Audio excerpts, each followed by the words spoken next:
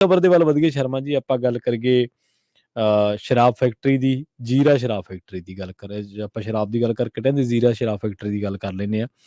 ਉੱਥੋਂ ਜਿਹੜੀਆਂ ਖਬਰਾਂ ਆ ਰਹੀਆਂ ਨੇ, ਇਥਨੋਲ ਕੱਢਿਆ ਜਾਊਗਾ ਅਦਾਲਤ ਤੋਂ ਮਨਜ਼ੂਰੀ ਦੀਆਂ ਜਾਂ ਹੋਰ। ਸਵਾਲ ਇਹਨਾਂ ਸਾਰੇ ਜੋ ਪ੍ਰਕਰਨ ਘਟ ਰਿਹਾ, ਉਹਦੇ ਦਰਮਿਆਨ ਇਹ ਵੀ ਪੈਦਾ ਹੁੰਦਾ ਕਿ ਕੀ ਜ਼ੀਰਾ ਸ਼ਰਾਬ ਫੈਕਟਰੀ ਦੁਬਾਰਾ ਚਾਲੂ ਤਾਂ ਨਹੀਂ ਹੋ ਰਹੀ ਕਿਤੇ? ਬਿਲਕੁਲ ਤੁਹਾਡਾ ਸਵਾਲ ਬਿਲਕੁਲ ਦਰੁਸਤ ਹੈ ਜੀ। ਕਿ ਪੰਜਾਬ ਦੇ ਮੁੱਖ ਮੰਤਰੀ ਭਗਵੰਤ ਮਾਨ ਹੋਰਾਂ ਦੇ ਬੋਲ ਆਉਂਦੇ ਨੇ ਕਿ ਮੈਂ ਜ਼ੀਰਾ ਸ਼ਰਾਬ ਫੈਕਟਰੀ ਬੰਦ ਕਰ ਰਿਹਾ, ਪੰਜਾਬ ਦੇ ਹਿੱਤ ਲਈ, ਪੰਜਾਬ ਦੇ ਲੋਕਾਂ ਦੇ ਲਈ, ਉਹਨਾਂ ਦੀ ਮੰਗ ਨੂੰ ਪ੍ਰਵਾਨ ਕਰਦਾ, ਜ਼ੀਰਾ ਸ਼ਰਾਬ ਫੈਕਟਰੀ ਬੰਦ। ਹਾਂਜੀ।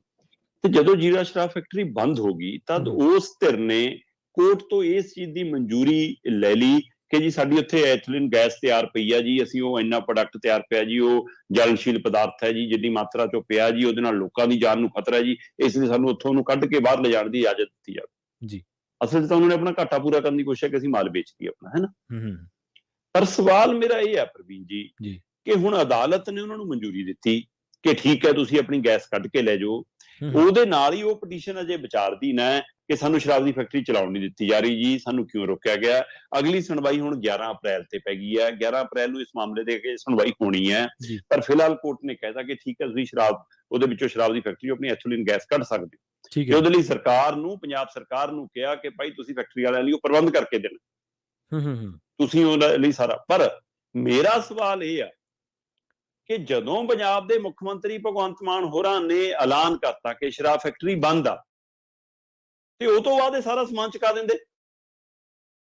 ਉਸੇ ਹਵਾਲੇ ਨਾਲ ਸਰਕਾਰ ਕਹਿੰਦੀ ਕਿ ਅਸੀਂ ਤਾਂ ਜੀ ਬੰਦ ਕਰਾਤੀ, ਸਮਾਨ ਤਾਂ ਸਾਰੇ ਹੀ ਲੈ ਜਾਣ, ਕੱਲੀ ਐਥੋਲਿਨ ਗੈਸ ਕਿਉਂ?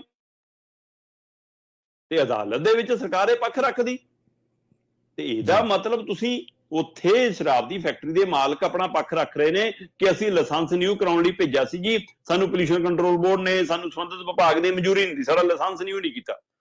ਇਹਦਾ ਮਤਲਬ ਮਾਮਲਾ ਤਾਂ ਲਾਇਸੈਂਸ ਨਿਊ ਦਾ, ਕਦੇ ਵੀ ਮਨਜ਼ੂਰੀ ਮਿਲ ਗਈ ਲਾਇਸੈਂਸ ਨਿਊ ਹੋ ਜਾਊਗਾ ਜੀ। ਤੇ ਫਿਰ ਸ਼ਰਾਬ ਫੈਕਟਰੀ ਬੰਦ ਵਾਲਾ ਹੁਕਮ ਕਿੱਥੇ ਗਿਆ?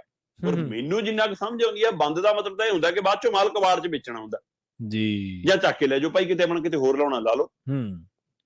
ਸੋ ਇਸ ਲਈ ਜਦੋਂ ਬੰਦ ਕਰਤੀ ਸਰਕਾਰ ਨੇ ਤਾਂ ਸਰਕਾਰ ਕੋਰਟ 'ਚ ਦੱਸਦੀ ਕਿ ਜਨਾਬ ਇਹਨਾਂ ਨੂੰ ਇਹ ਪਟੀਸ਼ਨ ਪਾਉਣ ਦਾ ਕੋਈ ਮਤਲਬ ਹੀ ਨਹੀਂ ਬਣਦਾ, ਅਸੀਂ ਸ਼ਰਾਬ ਦੀ ਫੈਕਟਰੀ ਬੰਦ ਕੀਤੀ ਹੈ, ਮਾਲ ਲੈ ਕੇ ਜਾਣਾ ਜਦੋਂ ਮਰਜ਼ੀ ਲੈ ਜਾਣ, ਸਾਰਾ ਕੁਝ ਪੱਟ ਕੇ ਲੈ ਕੇ ਜਾਣਾ, ਲੈ ਜਾਣ, ਆਪਣੀ ਮਸ਼ੀਨਰੀ ਲੈ ਜਾਣ, ਸਾਰੀ ਪੱਟ ਕੇ ਜਾਏ ਜੀ।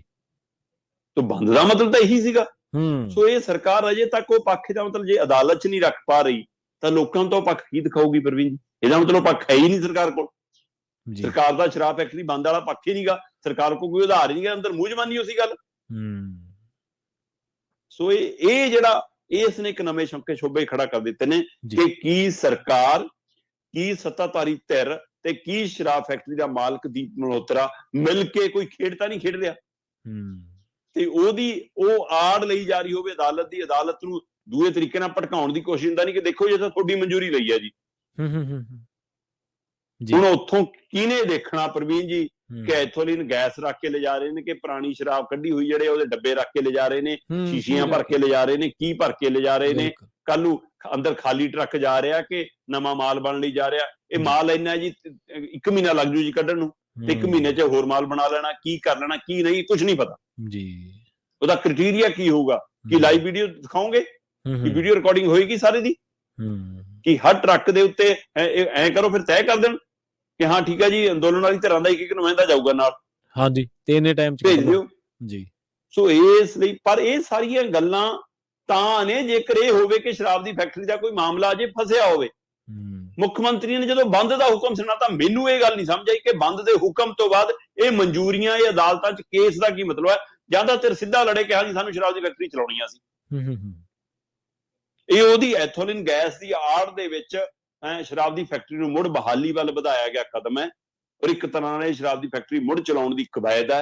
ਔਰ ਅੱਜ ਨਹੀਂ ਤਾਂ ਕੱਲ ਨੂੰ ਇਹ ਕਿਸੇ ਨਾ ਕਿਸੇ ਤਰੀਕੇ ਨਾਲ ਇਹ ਮਨਜ਼ੂਰੀ ਲਿਆਉਣ ਦੀ ਕੋਸ਼ਿਸ਼ ਕਰਨਗੇ ਕਿ ਦੇਖੋ ਜੀ ਹੁਣ ਅਸੀਂ ਗੈਸ ਦਾ ਉਤਪਾਦਨ ਬੰਦ ਕਰਤਾ ਜੀ, ਸ਼ਰਾਬ ਦੀਆਂ ਫੈਕਟਰੀਆਂ ਤਾਂ ਹੋਰ ਵੀ ਲੱਗੀਆਂ ਜੀ, ਅਸੀਂ ਆਹ ਕਰ ਲਾਂਗੇ ਜੀ, ਗੈਸ ਅਸੀਂ ਸਾਰੀ ਲੈ ਕੇ ਜੀ ਹੁਣ ਨਹੀਂ ਉਤਪਾਦਨ ਕਰਾਂਗੇ ਜੀ।